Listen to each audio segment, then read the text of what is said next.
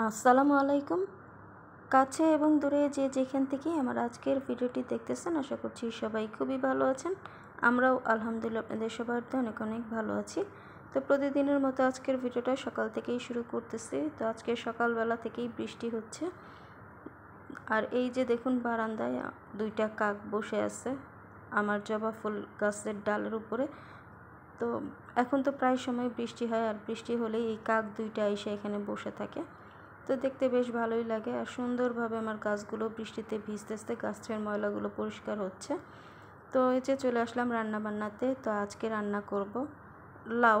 তো লাউটাকে কেটে ধুয়ে রেখেছি, আর এই লাউটা রান্না করা হবে আজকে কাতল মাছ দিয়ে। তো কাতল মাছগুলোকে একদম ছোট ছোট করে কেটে নিয়েছি, আর এর সাথে কিছু তেলও আছে।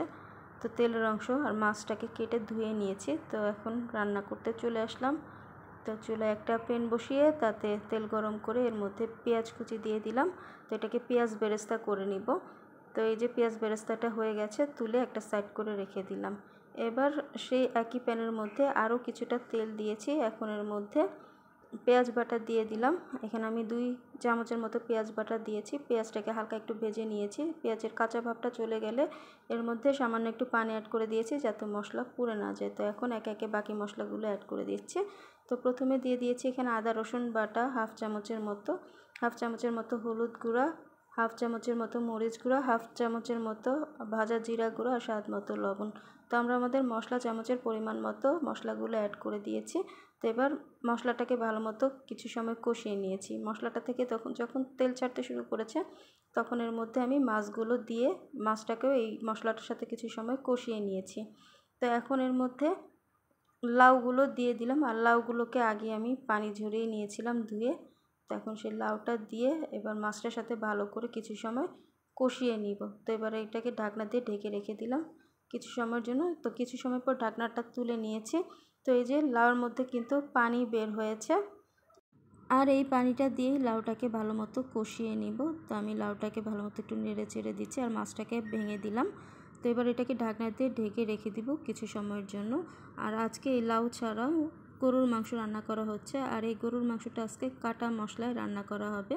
তো সব কিছু আস্ত দেওয়া হয়েছে, এখানে কোনো বাটা মশলা বা গুঁড়া মশলা কিন্তু এখানে দেওয়া হয়নি।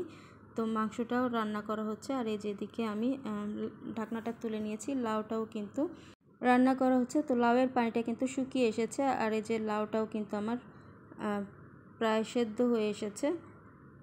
তো এটাকে আমি পানিটা শুকানো পর্যন্ত ঢাকনা দিয়ে ঢেকে রেখে দিব।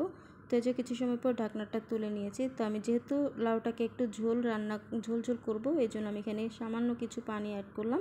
তো আপনারা চাইলে কিন্তু লাউয়ের পানিটা দিয়েই কিন্তু এই লাউটাকে রান্না করে নিতে পারেন। তো এবার সব কিছু আবারও ভালো করে একটু নেড়ে চেড়ে মিশিয়ে দিচ্ছি। তো এই যে সব কিছু ভালো করে মিশিয়ে দিলাম। তো এটাকে আবার একটু ঢাকনা দিয়ে ঢেকে রেখে দিব পানিটা শুকানো পর্যন্ত। তো এই যে কিছু সময় পর ঢাকনাটা তুলে নিয়েছি, পানিটা কিন্তু বেশ খানিকটা শুকিয়ে এসেছে। তো এখন এর মধ্যে আমি কিছু ধনেপাতা কুচি অ্যাড করে দিলাম।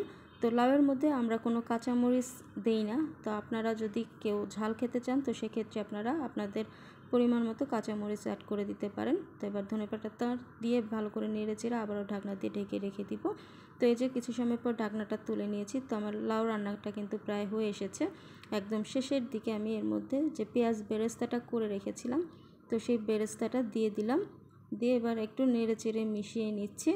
আর পেঁয়াজ বেরেস্তাটা দিয়ে জাস্ট আর 1 মিনিটের মতো এটাকে রান্না করব। তো এই যে আমার রান্নাটা কিন্তু হয়ে গেছে, আর লাউটাকে একটু ঝোল ঝোল রাখবো। তো এই যে পর্যায়ে আমি চুলাটা অফ করে দিচ্ছি। তো আমার রান্নাবান্না মোটামুটি শেষ। বৃষ্টির দিনের মজার 2টি রান্না করা শেষ হয়ে গেছে। তো টেবিলে সাজিয়ে দিয়েছি। তো এই যে কাতলা মাছ দিয়ে লাউ রান্না করা হয়েছে, আর মাছটাকে যেহেতু ভেঙে দিয়েছি, খেতে কিন্তু ভীষণ মজা হয়েছে। আর এই যে গরুর মাংস, তো কাটা মশলার মাংস। তো আলহামদুলিল্লাহ প্রতিটা খাবারই কিন্তু অনেক বেশি মজা হয়েছিল।